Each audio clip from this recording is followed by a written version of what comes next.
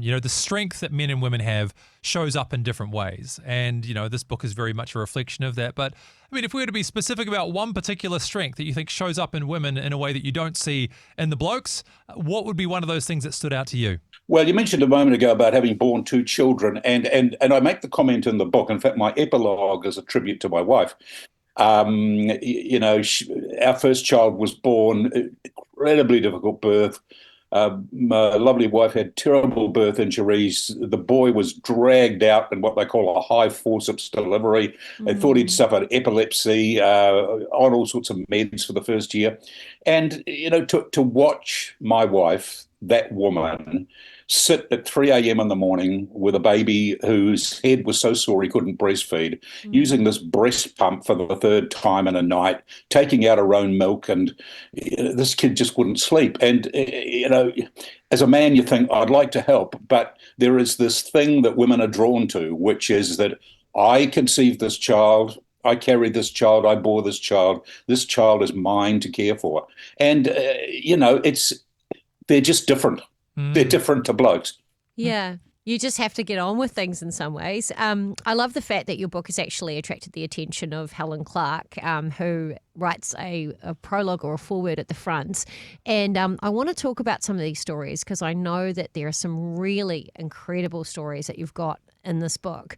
I want to find out from you, which one had the most profound impact on you personally?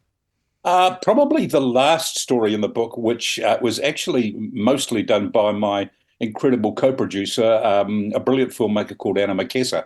I effectively found the story just by accident and said to her, she was going for her master's in communication. And I said, hey, Borelli, you do it better than me.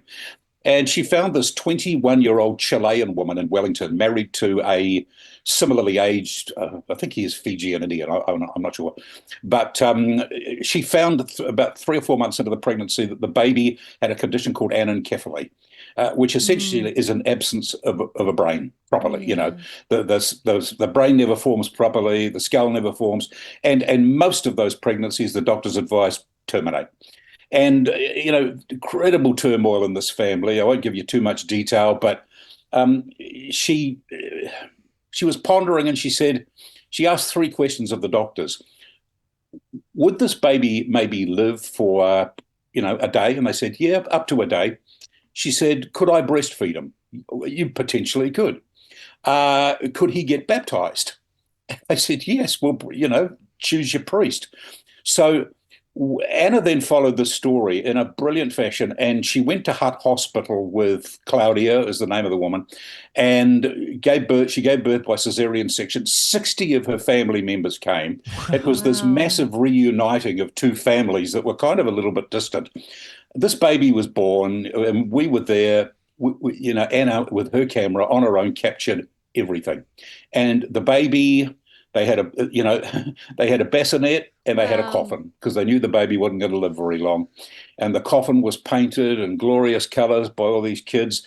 Little boy was passed around. One grandmother had made him a bonnet. The other one had made him a shawl. He lived for 5 hours. And Anna's documentary was called 5 Hours with Raja. That was the little boy's name. Now, talk about a heartstring. I mean, you cannot read that chapter without a box of tissues. I'm literally crying right now because I actually, before I got into broadcasting, I studied science. So as part of our training in the Department of Anatomy in Dunedin, you actually look at preserved babies who suffer from that condition. And I think just listening to what you're saying, at the time you look at it and you think that's just, a formation of cells that haven't quite made it to human form. But on hearing what you're telling me, my perspective has just been completely shifted. That is truly remarkable. Oh, yeah. So they cremated him, little Raja. They put his ashes in the water just off Waikanae Beach, exactly where they put their grandfather's ashes. And so little Raja got to meet his granddad, and they moved to Melbourne. And once a year, they take a birthday cake to the beach. This is 18, 20 years on. Wow. And they go down and they talk to Raja by the water. And the story, she's been all around the world talking to people who specialize in sudden and stillborn and newborn death. And it doesn't get much stronger than that. Anna used that as her thesis for a Masters of Communication.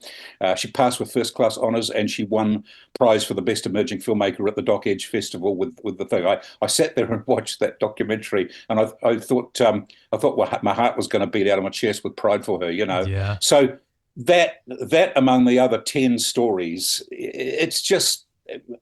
I used to teach communications for a living, and my mantra always was, touch my heart before you try and touch my head. And these stories will touch your heart. And so is that kind of a picture of what you're hoping will the readers will get from this book as well? What's your hope for those who do pick up this book for themselves or for a friend or family member in their world? Well, the subtitle to the book is Journeys to the Crossroads of Resilience. And resilience has become a bit of a buzzword, but it's important because life today is taking a toll on people, taking a toll on families. Can I send my kid off to school with a Marmite sandwich and an apple, or go hungry? Can I pay the mortgage? My husband's just lost his job for the third time. He's at an age where he might be unemployable. All of these things, just the pressures that are upon families, and it's the women that are carrying the load. I mean, the song that helped inspire me to write the book was by Alice Cooper. Alice Cooper is a man, and he wrote this song called "Only Women Bleed," and there are lines in the song which go, she cries at night alone so often. And, I walk alongside a number of people. I mean, I've had mental health issues that I'm still working through. And as a consequence, I have a heart for people who struggle in that realm. And, the number of women I know who spend the first 5 minutes of their day crying in the shower because life is flippin' tough. Yeah. So I'm hoping this book injects into people a sense of hope that, if she could do it, I could do it. That's beautiful. And I think also in a time in society where, because women have campaigned for equality with men for so long, they've almost reached that understanding that women can do everything that men can do, but that often kind of overshadows the fact that women have to go through so much more, and they do live a very different life to men. So I really appreciate the fact that you are drawing attention to this. So for those who would like to be encouraged by this book, The Courage of Women, and these amazing stories that you've brought to light, where can people get a copy, Rob? It's dead easy. You go to robharley.co.nz. That's my website. Just push on the button that says books. It'll take you to that book and some other books. You're going to have to pay a little bit of postage, but hey, if you buy this book, one of the stories in the book is about Asian women's refuges. My son's mother-in-law is an incredible woman called Farida Sultana, who started refuges for Asian women in New Zealand a number of years ago. And it's a phenomenon. And if you buy the book, $5 from each book goes to Shakti, which is the Asian Women's Refuge. So celebrate International Women's Day by ordering a book, and you'll be helping a great cause. Now, Rob, you've also generously given us a copy that we can give away this morning. So if you would like to get a hold of that, text through COURAGE to 8168, and we'll do a bit of a lucky draw based on who gets in touch with us this morning. Yeah, well, thank you so much, Rob, for spending some time with us this morning to talk about The Courage of Women, that book. And of course, if you'd like to get a copy, go to robharley.co.nz. Thank you, Rob. My pleasure. Have a great day, guys. Amazing. I hope you enjoyed that as much as we did. Yeah, don't forget to like and subscribe and turn your notifications on so you don't miss the next video. We'll see you in the next one.